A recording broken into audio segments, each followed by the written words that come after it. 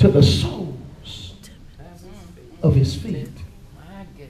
This is something that God has allowed to happen to one of his most faithful servants. Come on, Pastor. Let me tell you about these boils. These boils are ulcerated inflammations that have accumulated on top of the skin. This is a topical condition. This is something, y'all, that you cannot hide under the clothes, because even if you put it or a long sleeve shirt on, long pants, you still got the boils on your face, behind your neck. You've got the boils all around your body. This is something that you cannot hide. This is a condition that God gives to one of his choicest servants that he cannot even hide. All right. That's one thing. But second of all, it's something that oozes. This is something that is painful. It is so painful because these boils, these inflammations ooze out pus and bodily fluids. And when it does, y'all, it causes excruciating pain. To come out, to cause Job to cry, to scream, and to holler. And the only tendency that he has is to take whatever he can find and scrape at them and pick at them to find a way to bring some kind of calm, solace, or to bring some suffice to the pain that he's going. This is something that God allows his servant but to go through. But the question is, why? Why the second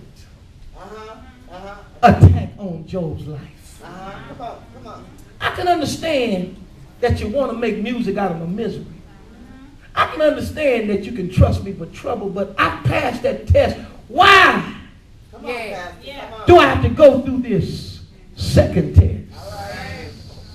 Can I tell y'all something? I didn't tell y'all last week, but you need to know God will take you through test after test after test, because a faith that cannot be tested is a faith that cannot be trusted. All right, that's good. All right. But here's another thing. We've heard this by way of cliche, and that is that whenever God is taking you to a new level, you're going to have to encounter some new devils. It's because God is taking you through an examination, but it's also not only about an examination, but examinations also expose what level you are on and what level folk around you are on as well. Come on. Yes. Listen, if you're going to be kingdom-minded, and this is the thesis of my sermon, you've got to know that in order for you to really be used by God in his kingdom, that you've got to discover that there are some connections. Yes, it is. That may either help or hinder your service unto the Lord. I discovered that when Job loses everything, he loses his funds, he loses his family, he loses his friends, he loses his flocks, and he even loses his fitness. Because now the devil has attacked his body, that he discovers what kind of connections that are really in his life. Okay, I don't know if I'm being clear today. Listen, God knows Job. He knows where Job is. But then we start to learn about the people that are in Job's life. After this second meeting, we don't hear really anything about some folk. All we know is about Job, but then when the second test comes, people just start popping up. Are y'all here with me? Yes, sir. Out of nowhere. I want to tell you that Job's faith is strong in the first, but it weakens in the second test. You're right. You're right. Because he goes from saying, naked I came into this world, naked I shall return, blessed be the name of the Lord, to I curse the day that I was born. He goes from high faith to little, if any, faith. And the question I raise is, what causes Job to get to where he is? All right. God says you've got to take a look at the connections that he has in his life. All right. He said, first of all, you got to look at three things. He said, number one, look at his companion. Number two, look at his comrades. Yeah. And number three, look at his own conscience. All right. Say that with me. His companion, His companion, his comrade, his comrade, and his conscience. and his conscience. Job winds up at a place of low, or if not any, faith, because these three audiences play a part in the low point of his life. All right. First of all, let's look at his companion. Look, all this stuff happens, Liz. This second test comes. The devil not only rips and strips everything away from him that he knows to have in luxury, but now he's in fact attacked my body. All right. And Job said when he attacked my body, look at what my wife said.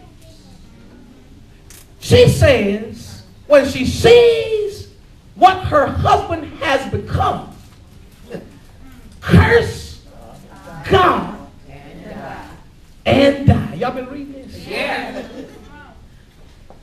Notice this, y'all, that we don't even hear about Sister Job. And Sister Job does not say anything from her mouth until the trouble comes.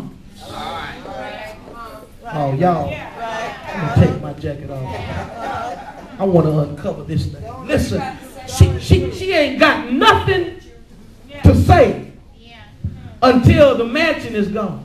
All right. All right. The money is gone. Yeah. The children are gone. The employees are gone. The corporation is gone. I ain't had nothing to say until we fail to what we have succumbed to now. Do you even notice, if you look back, y'all, just skim through it, that when you look in chapter 1, we don't even hear whoever writes about Job talk about the faith of his wife.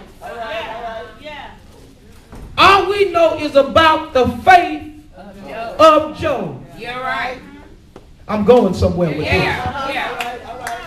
We know that Job was an upright and blameless man, that he escheweth evil. We know that Job was the one that prayed over the life of his children. We know that Job's spiritual relationship with God was intact, but we do not know what kind of relationship his wife has with God.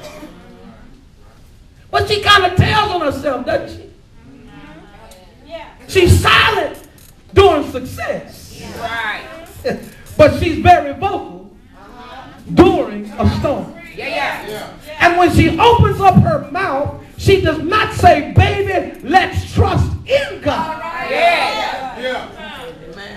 But she says, curse God and die. Now that's a lot in that. Y'all should have been excited right there. That's a lot in that, because it lets me know, y'all, you got to be careful who you hook up with. All right.